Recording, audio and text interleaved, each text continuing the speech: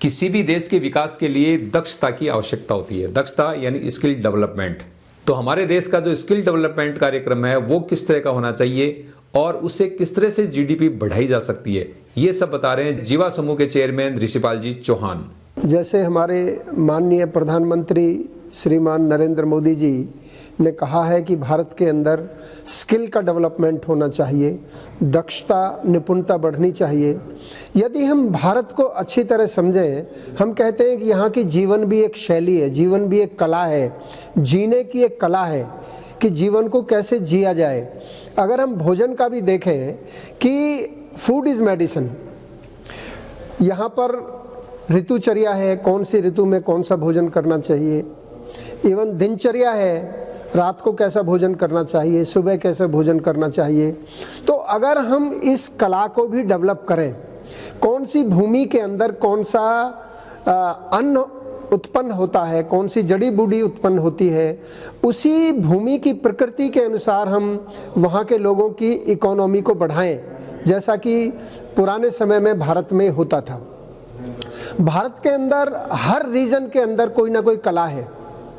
अगर आप उत्तर प्रदेश का ही उदाहरण लें तो फैज़ाबाद में एक अलग चूड़ियों की, शीशे के काम की कला है, कानपुर में चमड़े का काम है, सहारनपुर में लकड़ी का एनग्रेविंग का काम है, बनारस के अंदर साड़ी का काम है।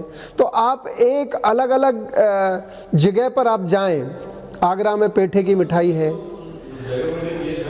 तो वहाँ एक प्राकृतिक लोगों में कला है। और उस कला को अगर हम आज मॉडर्न टेक्नोलॉजी को प्रयोग करके और मार्केटिंग के टूल यूज़ करके उस कला को बढ़ावा दें, उनकी ट्रेनिंग दें, तो भारत की जो बॉटम ऑफ दी पिरामिड है, जो नीचे इकोनॉमिकली वीकर सेक्शन है, वो अमीर होगा। अगर मैं कहूँ कि केवल उत्तर प्रदेश में 1 करोड़ आर्टिसंस हैं, अगर हम उनकी आमदनी बढ़ा देते हैं और एक परिवार अगर एक साइकिल भी खरीदता है तो 1 करोड़ साइकिलों की प्रोडक्शन बढ़ेगी। अगर परिवार में 4 व्यक्ति हैं, 4 जोड़ी जूते भी खरीदते हैं तो 4 करोड़ जूते बढ़ेंगे। तो अगर हमें भारत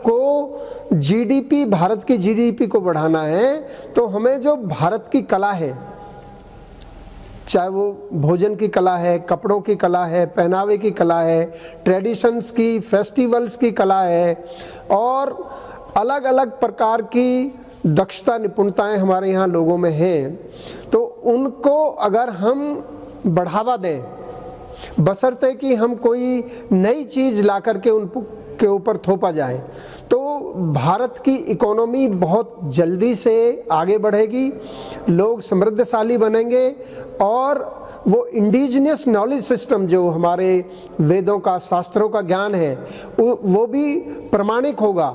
लोगों के अंदर उसकी एक कॉन्फिडेंस आएगा और ये बहुत तेज़ी से आगे बढ़ेगा। चाहे हमारी भाषा है, वो भी एक साइंस है, संस्कृत भाषा भी एक साइंस है।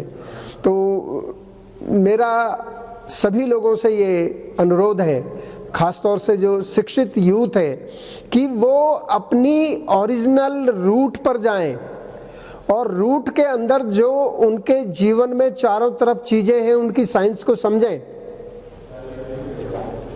चाहे वो प्राणायाम है, चाहे वो आयुर्वेद है, चाहे वो योग है, चाहे नेचुरोपैथी है, उनकी पीछे की साइंस को समझें, उस पर रिसर्च करें, उसका प्रोडक्ट बनाएं और विश्व में उसका व्यापार करें।